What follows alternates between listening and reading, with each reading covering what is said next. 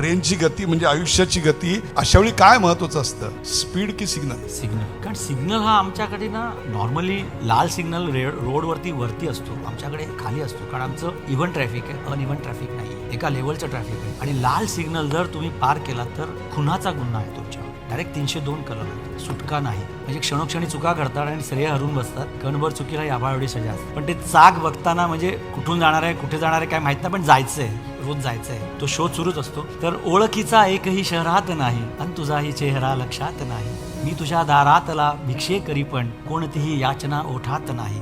हा माझा थॉट आहे. आपल्याकडे गाणं आहे, ऋणानुबंधाच्या जिथून पडल्या गाठी, भेटीत शुद्धता मोठी. गणेशच्या आयुष्याचं सार काय असेल ना, ऋणानुबंधाच्या जिथून पडल्या गाठी, यात्रेत शुद्धता मोठी.